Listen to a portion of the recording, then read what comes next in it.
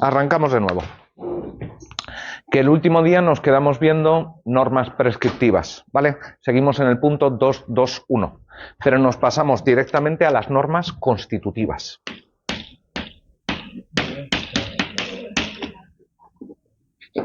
¿Todo bien? Constitutivas. Mirad, en primera instancia podemos definir las normas constitutivas como aquellas que en lugar que tienen un supuesto de hecho,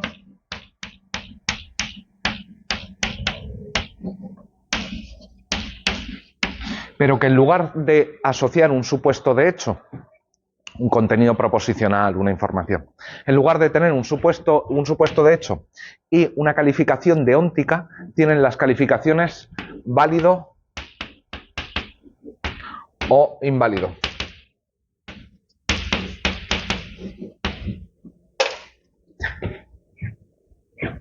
¿Qué signifique válido o inválido? Tiene lo suyo y daría para mucho. Para nosotros, válido o inválido va a significar únicamente conforme a normas. Por ejemplo, tenemos la definición de contrato del Código Civil. Es contrato aquel acuerdo de voluntad con objeto lícito y causa lícita, me parece que dice. ¿Ahí aparece la palabra válido? No, pero es que tampoco aparece normalmente en el Código Penal la palabra prohibido, obligatorio o permitido. ¿Vale? Aquí lo que tenemos es que es el hecho de satisfacer estas tres propiedades, acuerdo de voluntades, objeto lícito, causa lícita, lo convierte en un acto válido. En un acto válido, ¿qué quiere decir? Conforme a normas. Este conforme a normas, algunos autores lo llaman regularidad. Otros lo llaman corrección. ¿Vale? Para nosotros, validez ahí solo va a querer decir esto, que ha sido creado de conformidad a normas. Sin embargo, no es esto lo único importante que tenemos que saber respecto de las normas constitutivas. En el conocimiento estándar del derecho tiende a pensar el derecho, la concepción estándar y también el positivismo teórico, que el derecho es un conjunto de órdenes, de prescripciones. Y durante mucho tiempo se le ha prestado muy escasa atención a este otro tipo de normas, a las normas constitutivas. De hecho, se le empiezan a prestar atención seriamente a principios del 20, sí, finales del 19, principios del 20. ¿Y por qué son importantes estas normas? Mira, vamos a hacerlo gráficamente.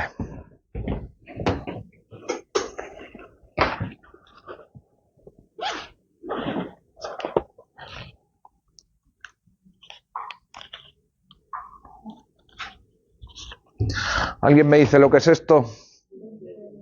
20 euros.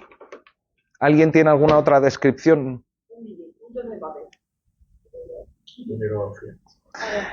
Es un trozo de papel y es un billete.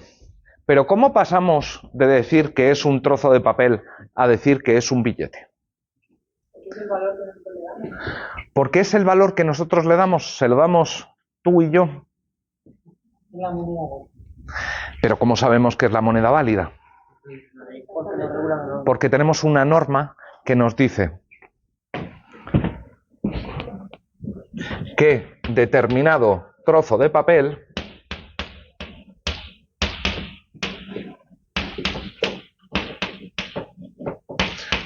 cuenta como dinero. ¿Sí? De hecho, no hay que irse tan atrás en el tiempo para pensar en un mundo sin dinero. La invención del dinero es una de las, ¿cómo decir?, una de las invenciones sociales más importantes de la historia. Y quien dice el dinero, dice el préstamo. ¿Cómo? Bueno, hay préstamos que no son usurarios, gracias a Dios. El matrimonio, el delito. ¿Qué es un delito sino que nosotros consideremos cierto comportamiento como delito?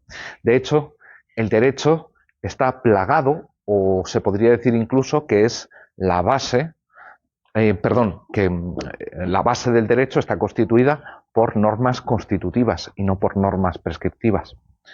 Nosotros no tenemos por qué ir tan lejos y decir que son más importantes o que son más fundamentales las constitutivas que las prescriptivas. Lo que sí está claro es que este tipo de normas juegan un papel determinante a la hora de crear nuevas realidades, ¿sí? Porque directamente es que nos inventamos el mundo social a través de normas constitutivas. Lo que ayer era imposible, no imposible en el sentido de que estuviese prohibido o que fuera físicamente imposible, sino que era socialmente no posible. Era algo que sencillamente no se podía hacer antes, ¿sí? Pasa a ser una cosa que admitimos como válida, jurídicamente relevante, ¿sí? Pero mirar, no es la única, o mejor dicho, venga, ¿qué tipos de normas constitutivas nos podemos encontrar? Vamos a dar algunos ejemplos.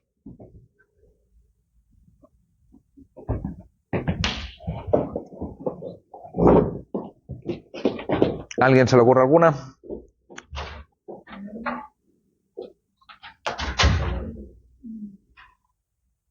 ¿Os habéis encontrado alguna definición en el derecho? ¿Una definición qué es? Una definición es persona inválida aquella que es reconocida médicamente como tal, por poner un ejemplo. O, por ejemplo, en la ley de trasplante de órganos hay un anexo en el que te explica que cuándo se puede considerar a alguien que está muerto. ¿Sí? Te dice, mira, la muerte es la cesación de las funciones del hipotálamo. Por tanto, le podemos le podemos sacar los órganos a las personas, porque ya consideramos que están muertas. Cuidado, que esto a veces se producen debates un poco sin sentido, cuando, por ejemplo, se habla de aborto y se dice que cuando llega el legislador y te dice vida es, yo qué sé, cuando queráis, cualquiera de los puntos, desde el acto sexual hasta, como decía la Iglesia Católica hasta hace no tanto, por el derecho romano, 24 horas separado del feto materno, que tenga rostro humano. ¿Se equivoca el legislador? ¿Es una definición errónea? ¿Es una definición en última instancia falsa?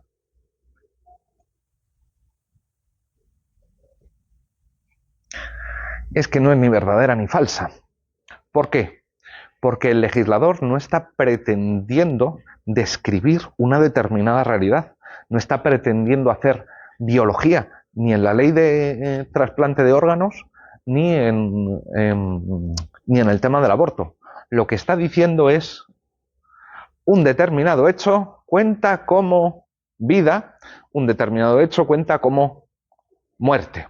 Nosotros podemos criticar al legislador diciéndole eres un cabrón porque has decidido considerar muerte esto y no esto otro, o vida esto y no esto otro, pero no es que el legislador ahí se equivoque en el sentido descriptivo. No es que hay, no, error, eso es falso, la vida no come. ¿Sí? Lo mismo nos pasaba con la idea de matrimonio. No es que el legislador se equivoque al decir matrimonio es también el de personas entre el mismo sexo.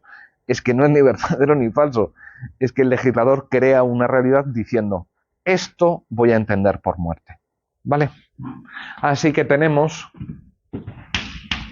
las normas definitorias. ¿Cómo? Vale. Definiciones, normas definitorias. En ocasiones llega el legislador, no es muy frecuente en el ordenamiento jurídico español, pero también sucede. Y es el caso en el que, por ejemplo, en Chile sí hay un caso muy claro, que son las normas de interpretación constitucional. Que, sí. ¿Las que no tienen valores de verdad son todas las normas positivas o solo las definitorias? Todas las normas. Todas las normas. Acuérdate que nosotros vimos la diferencia entre enunciados descriptivos y enunciados normativos y dijimos, descriptivos pueden ser verdaderos o falsos, normativos no, porque es cierra la puerta, esto cuenta como clase o cuenta como lo que queráis. ¿Sí? Junto con las definitorias tenemos también normas interpretativas. ¿A qué me estoy refiriendo aquí por normas interpretativas? Lo veremos más adelante.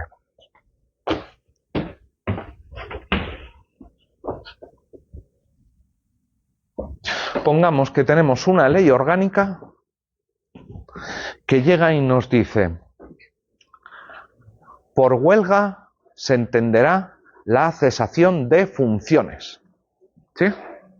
O la interpretación correcta o la interpretación de la Constitución es huelga es esto.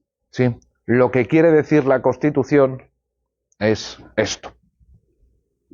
Bueno, ahí ¿qué es lo que tenemos? Ahí lo que tenemos es un enunciado del legislador que viene a atribuir significado a otro texto del legislador. ¿Sí? Son normas que sirven para interpretar determinados enunciados del legislador o enunciados que sirven a interpretar otros enunciados.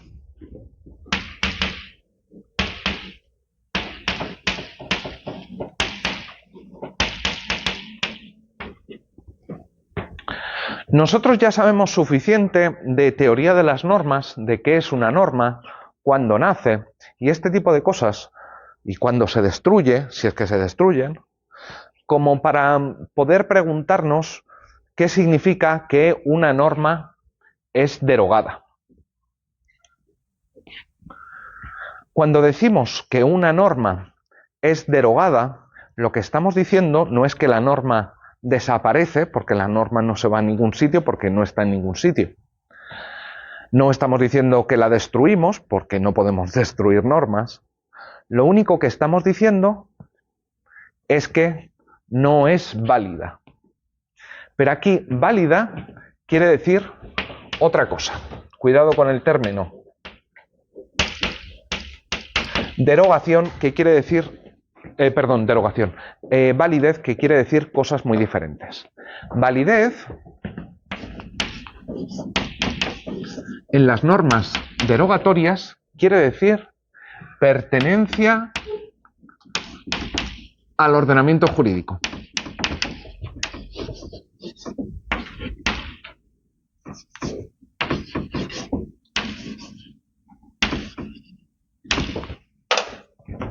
De este modo, cuando decimos que una norma ha sido derogada, no estamos diciendo que ha sido destruida, que ha sido eliminada, sino simplemente que ya no cuenta, ya no forma parte del derecho. ¿Sí?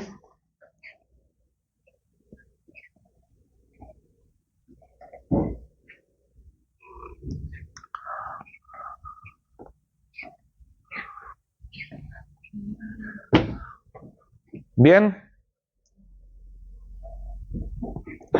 Pero mirad, lo que más me interesa de las normas constitutivas es lo siguiente.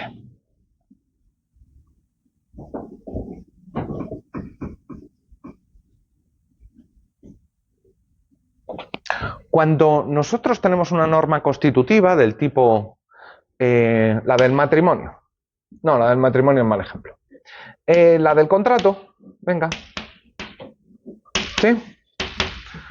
Acuerdo de voluntades, objeto lícito, causa lícita, ¿vale? ¿Qué le pasa a un contrato que no cumple alguno de estos requisitos?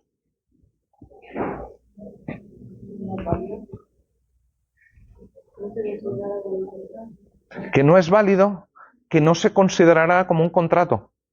¿Vale? Esto es bastante importante. ¿Por qué? Porque si nosotros tenemos la norma del contrato, consideramos que hay tres características, característica 1, característica 2,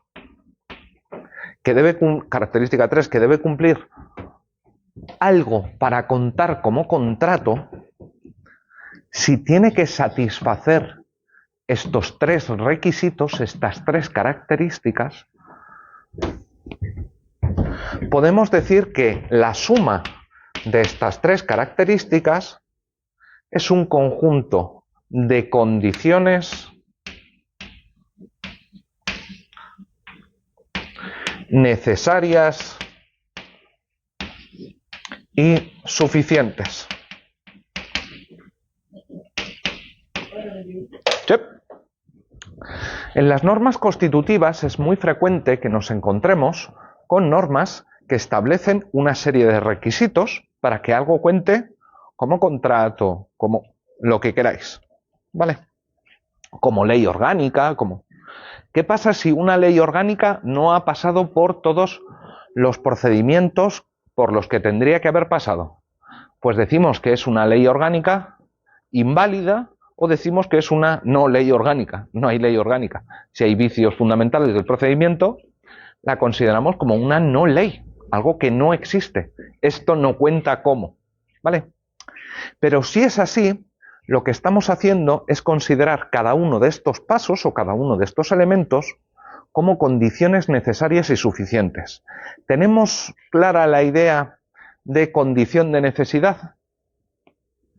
Mirad, una condición necesaria es una condición sine qua non, una condición sin la cual algo no se puede dar, ¿vale? Por ejemplo, es condición necesaria para que hierva el agua ponerla a 100 grados, ¿sí? Sin eso imposible que hierva, ¿vale?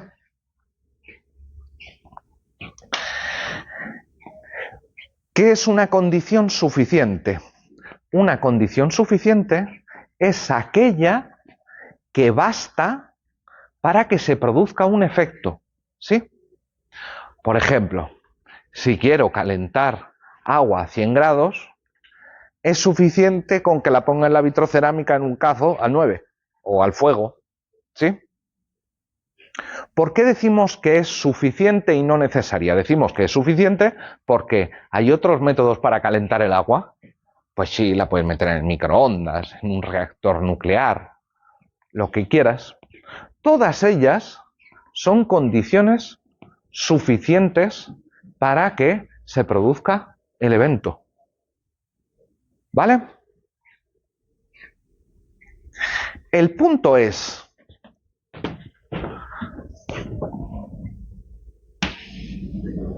¿es posible que nos encontremos con normas constitutivas que no establezcan condiciones necesarias y suficientes, sino únicamente suficientes? Repito, ¿es posible que nos encontremos en el ordenamiento jurídico con normas constitutivas, estas que te dicen algo cuenta como, para que algo sea válido, que en lugar de establecer condiciones necesarias, condiciones que sí o sí tienes que cumplir, sean algunas condiciones que basten, que con eso me vale, pero que no sean el único camino para conseguir el resultado institucional? El resultado institucional, tipo que haya un contrato o que haya una ley. ¿Es posible que haya normas de este tipo? Pues sí, las hay. ¿Cuántos procedimientos tenemos para crear leyes? No os digo leyes orgánicas, leyes. ¿Cómo? Unos cuantos, de hecho. Podemos, mirad, lo pongo fácil, puede ser que partamos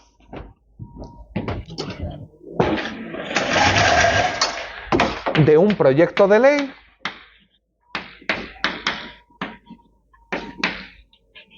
o de una proposición de ley. ¿Sí? Trámites diferentes, resultado siempre ley. ¿Vale? ¿Es necesario enviar un proyecto de ley a las Cortes para que salga una ley? No. ¿Es una de las formas suficientes? Bueno, si se consiguen el resto de cosas, el resto de pasos, sí. Pero también podría irme por proposición de ley y no por proyecto de ley. Uno del gobierno, otro directamente del Congreso. ¿Sí? ¿Por qué esto es importante? Os pongo otro ejemplo. Matrimonio. No, perdón, testamento mejor. Testamento.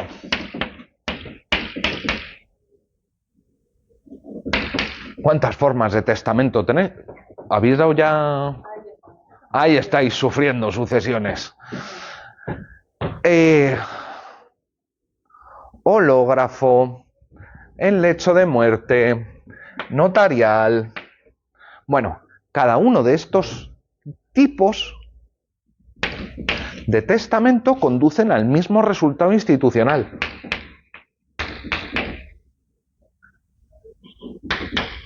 Testamento. ¿Sí? Ninguno de ellos es condición necesaria.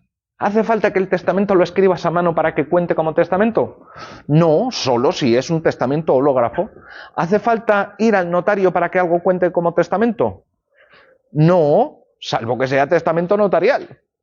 Tenemos diferentes vías que son condiciones suficientes para alcanzar un resultado institucional, contrato, matrimonio, ley, lo que queráis. ¿Vale? Si admitimos esto, tenemos algunos problemillas, o nos van a surgir algunos problemas, pero también algunas ventajas. Me explico. Nosotros vimos que con las normas prescriptivas pasaba lo siguiente. Decíamos, mira, las normas prescriptivas pueden tener o no consecuencia jurídica. ¿Por qué? Porque es posible que haya normas prescriptivas sin sanción. Y os dije, por ejemplo, todas las normas que están dirigidas a las más altas instituciones del Estado, presidente del gobierno, presidente los presidentes de las cámaras, el rey, que tienen atribuidas un montón de obligaciones cuyo incumplimiento no tiene asociada ninguna consecuencia. Por ejemplo, el presidente del gobierno tiene la obligación de crear un programa de gobierno. ¿Qué pasa si no lo hace? Nada, nada. ¿Qué pasa si el rey no ratifica las leyes? Pues a él nada, a él no hay nada previsto, ¿vale? En el caso de que no ratifique las leyes. Sin embargo, se dice que en las normas constitutivas el incumplimiento siempre genera una consecuencia jurídica. ¿Y cuál es esa consecuencia jurídica? Pues la invalidez.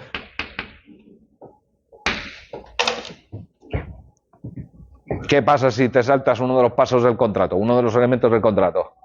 Inmediatamente invalidez. ¿Qué pasa si te saltas uno de los trámites para reformar la Constitución? Reforma inválida, y así sucesivamente. Pero ojo, esa visión de que el incumplimiento de las normas constitutivas siempre produce la consecuencia de la invalidez es problemática. ¿Por qué? Porque funciona solo si concebimos las normas constitutivas como conjuntos de condiciones necesarias y suficientes.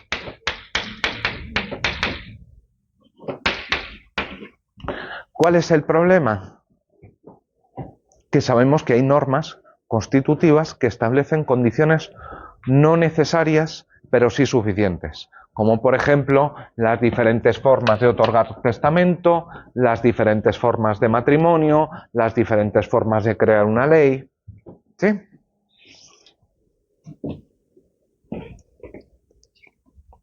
Y diréis, menudo coñazo lo que nos está contando, espantoso.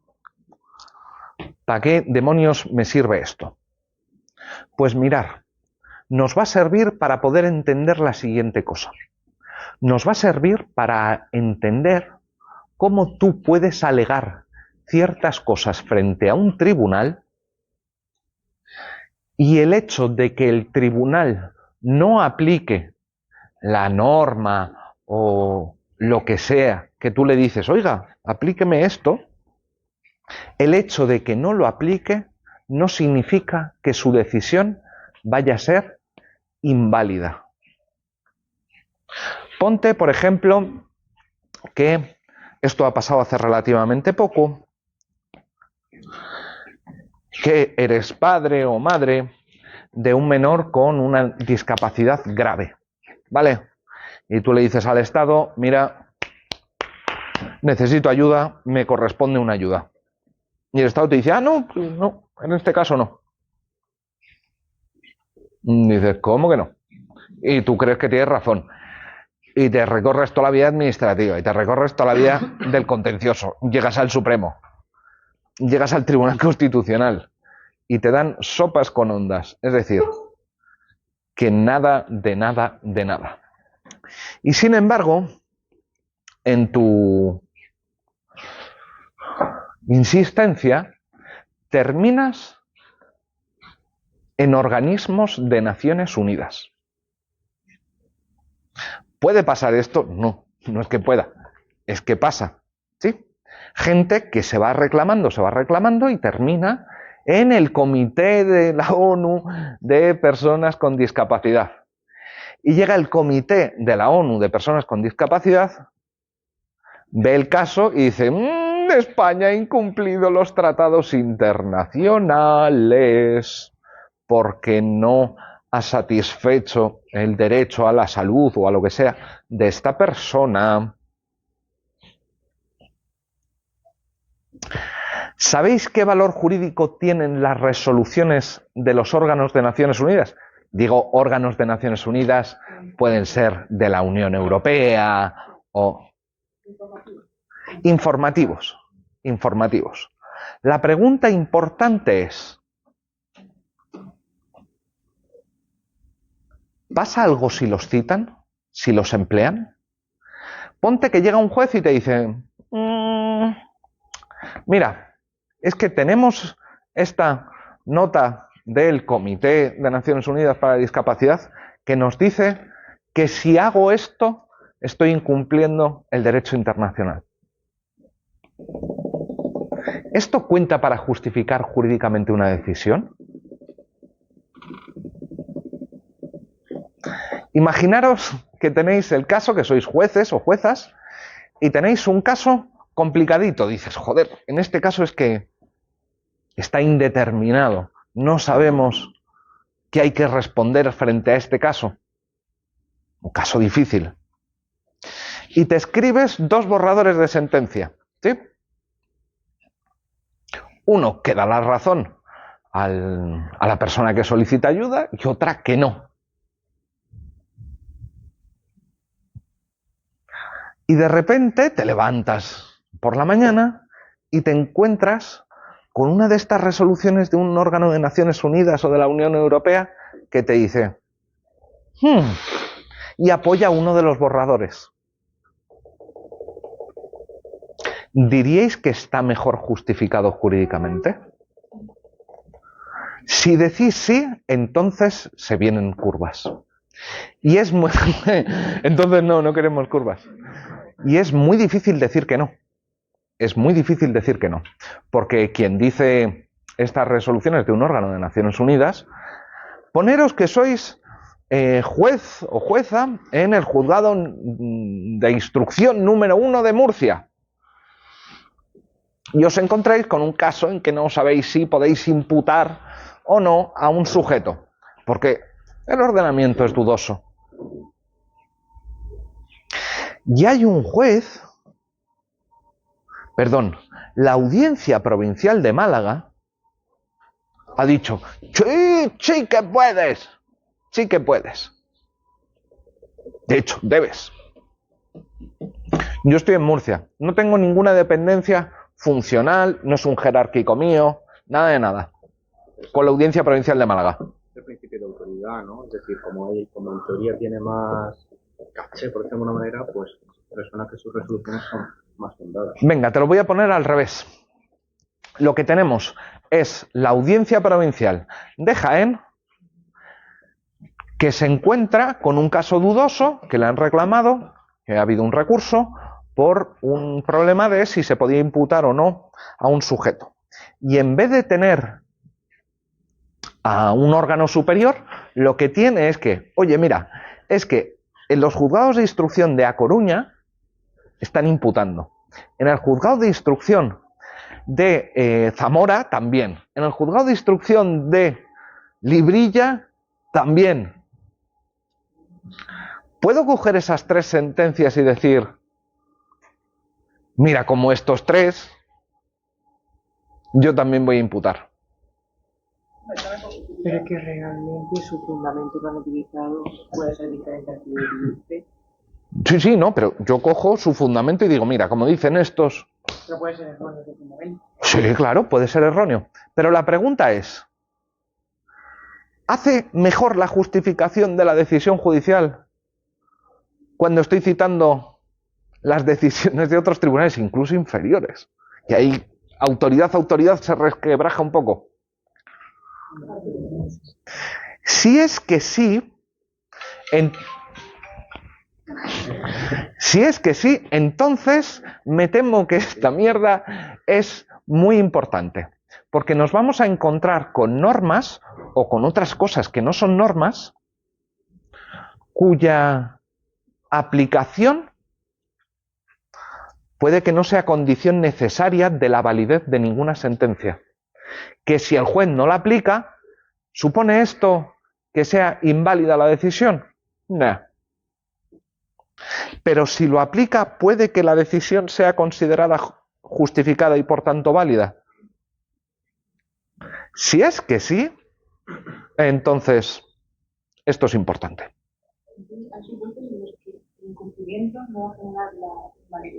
¿Por qué? Mirad, ¿qué pasa si yo tengo una condición necesaria de lo que quieras? De hervir agua. ¿Qué pasa si no la caliento a 100 grados? Pues que no va a suceder. Si un juez no pone a hervir, no calienta el agua a 100 grados, no va a hervir. Si no aplica una norma, su sentencia no va a ser considerada válida, va a ser considerada inválida. Pero ¿qué pasa si es una condición suficiente? Que lo que tenemos es, bueno, vamos a calentar el agua en el microondas, en un cazo al fuego, en una central nuclear.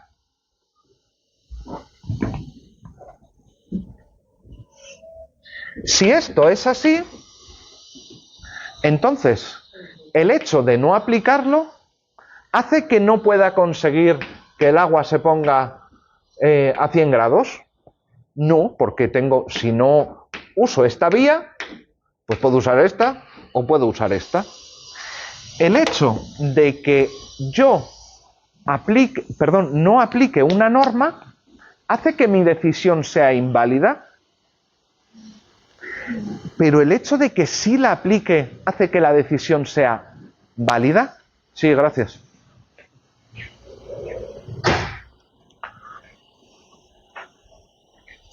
Esto es importante porque nos va a permitir entender cómo funcionan determinadas piezas del ordenamiento jurídico, que su aplicación no es algo que sea necesario, pero que desde luego sí contribuye. Te doy un ejemplo más y voy. Por ejemplo, todos sabéis que los informes del Consejo de Estado español son preceptivos no vinculantes, es decir, que es obligatorio solicitar el informe del Consejo de Estado, pero no hay que seguirlo. ¿Y qué pasa si lo sigo? Es válido. Mira, hay casos en los que el Tribunal Constitucional español ha citado al Consejo de Estado para justificar sus propias decisiones. Como ya dijo el Consejo de Estado. ¿Sí? ¿O qué pasa si el Tribunal Constitucional se cita a sí mismo? El hecho de que esté repitiendo, decir, mira, es que esto ya lo dije en su momento, ¿esto hace que la decisión esté mejor justificada? O sea, la frase es, ¿el hecho de no aplicar una norma hace que sea válida y su no aplicación que sea inválida, o lo he hecho al revés? Mira, no te quedes con la frase, quédate con la idea, porque la frase, si simplemente te estudias la frase, no sé si te va a servir de algo. Lo que te estoy queriendo decir es que hay casos de algunas normas en los que si no la aplico no pasa nada, pero si sí la aplico, entonces sí pasa algo. Si el hecho de no aplicar una norma supone inmediatamente la invalidez de mi acto, entonces estamos frente a condiciones necesarias. Si el hecho de que yo no la aplique o que no la siga no produce consecuencias jurídicas, entonces esa norma establece condiciones suficientes. ¿Vale? Y esto nos permite dar cuenta de la jurisprudencia, del soft law, de unas cuantas cosas. ¿Vale? Y no solo. Bueno, como son -10, ¿eran -10? Os cuento en poquito qué son las normas técnicas. ¿Qué son las normas técnicas? Vamos rápido. Las normas técnicas son literalmente instrucciones. ¿Sí? Instrucciones como la de... ¿Sabéis que el coche tiene un manual de instrucciones? Pues ya lo sabéis. O yo qué sé. Las instrucciones de un electrodoméstico o cualquier cosa. ¿Qué es lo que te dice una norma técnica? Lo que te dice una norma técnica es que si quieres conseguir el objetivo 1, entonces debes hacer X. En el ejemplo clásico de von Wright, si quieres calentar la cabaña, tienes que encender fuego. Si, fin presupuesto, hay algo que quieres conseguir, entonces te doy los medios, o estos son los medios para conseguirlo.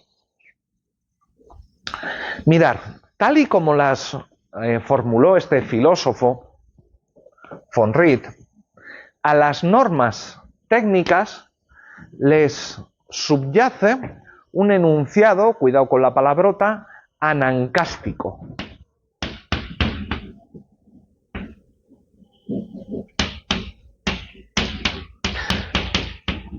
¿Qué es un enunciado anancástico? Un enunciado anancástico es un enunciado que describe una relación de necesidad. ¡Yepi! Un enunciado anancástico es un enunciado descriptivo, esto lo primero, que ¿qué describe? Describe una relación de causalidad, ¿sí?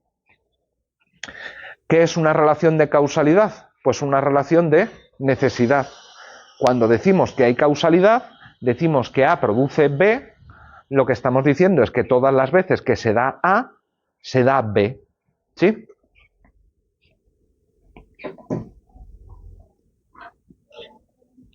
Todas las veces que suelto un objeto, cae. Todas las veces que, yo qué sé, lo que queráis. Pero es importante tener claro que esta relación de necesidad no es una relación normativa. No es una relación normativa, sino una relación causal empírica.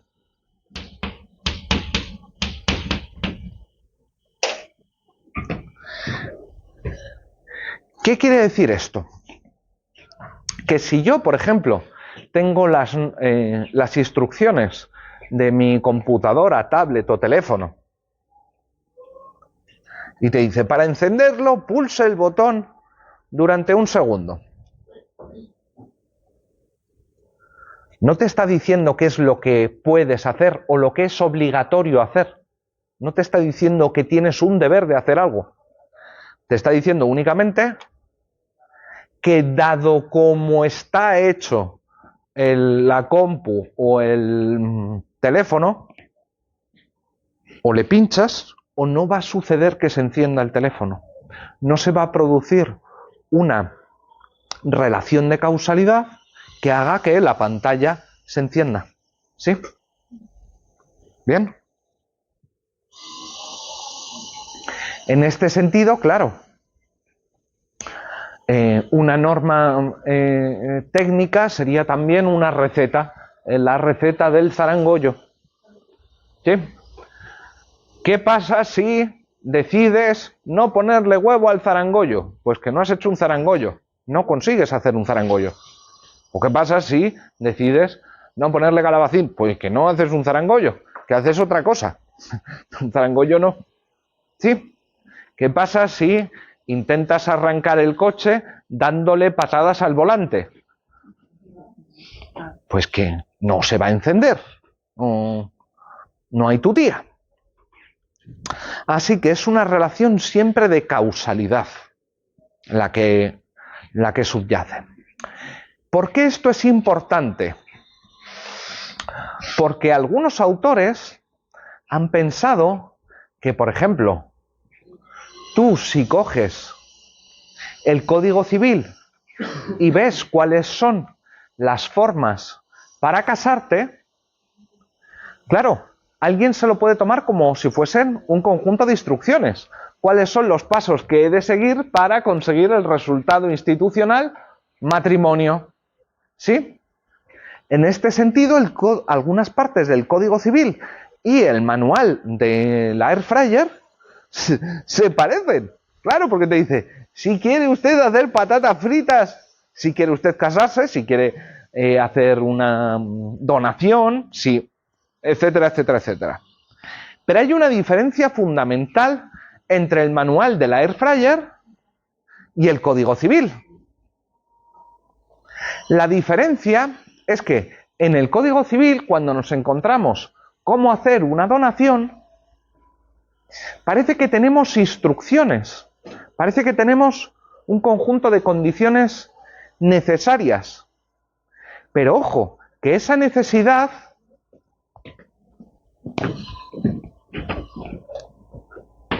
es una necesidad normativa, constitutiva.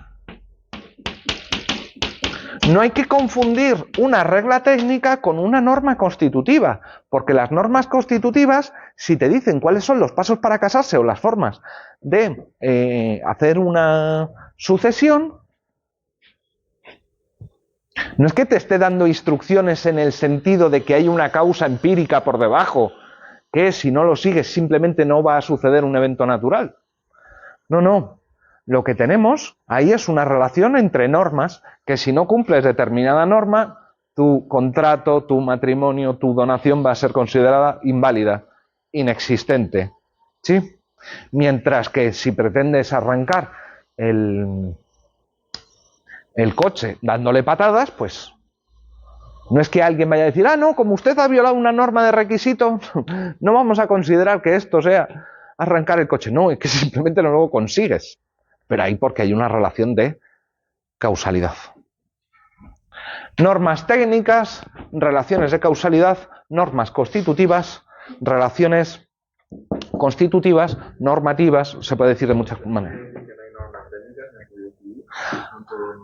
En el Código Civil yo te diría que no hay normas técnicas. Las normas técnicas en el derecho son más bien pocas. Por ejemplo, normas técnicas sobre edificación. ¿Sí? normas sobre seguridad alimentaria. ¿Sí? Es decir, mire, si quiere usted crear un producto que no mate a la gente, siga este paso, este paso, este paso, este paso, este paso. ¿Sí? Si quiere usted que no se le caiga el edificio encima, métale determinada densidad al hormigón con determinada cantidad de hierro. ¿Sí? Pero no es que si tú construyes el edificio con menos cemento o con menos hierro te digan, ah, eso no cuenta como edificio. No, coño, el edificio está ahí. ¿Sí? Lo que pasa es que las posibilidades de que el edificio se te venga abajo son mayores. ¿Sí? Bien. Hala, ya no os torturo más. Nos vemos en un ratito.